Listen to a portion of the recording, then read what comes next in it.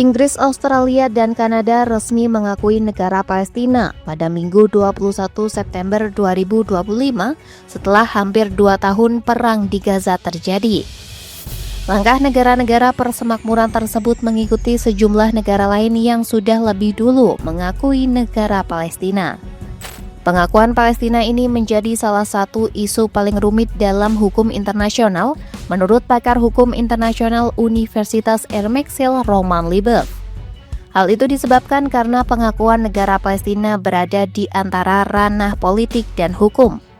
Liebev menjelaskan, setiap negara bebas menentukan waktu dan bentuk pengakuannya baik secara eksplisit maupun implisit. Namun tidak ada lembaga resmi yang mencatat daftar negara yang sudah melakukan langkah itu. Meski lebih banyak makna simbolis dan politis, 3/4 negara anggota PBB menilai Palestina sudah memenuhi semua syarat sebagai negara.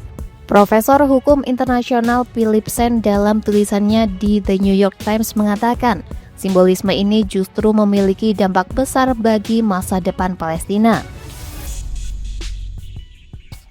Dengan kata lain, pengakuan negara bukan hanya sekedar simbol politik, melainkan bisa menjadi titik balik dalam upaya menegakkan solusi dua negara yang sudah lama diperjuangkan di panggung diplomasi dunia. Pada Minggu 21 September 2025, Inggris, Australia, Kanada, dan Portugal resmi mengakui negara Palestina. Prancis, Belgia, dan sejumlah negara lain pun diperkirakan akan segera menyusul dalam sidang umum PBB pekan ini. Langkah terbaru ini menambah daftar panjang negara yang mengakui negara Palestina. Hingga saat ini sekitar 3/4 anggota PBB atau sedikitnya 145 dari 193 negara anggota telah mengakui Palestina sebagai sebuah negara. Hitungan itu mencakup Inggris dan Kanada, yakni dua negara G7 pertama yang melakukannya, serta Australia dan Portugal. Selain itu terdapat pula Rusia, seluruh negara Arab, hampir semua negara Afrika dan Amerika Latin, serta sebagian besar negara Asia termasuk India dan Cina yang sudah lebih dulu masuk dalam daftar negara yang mengakui Palestina.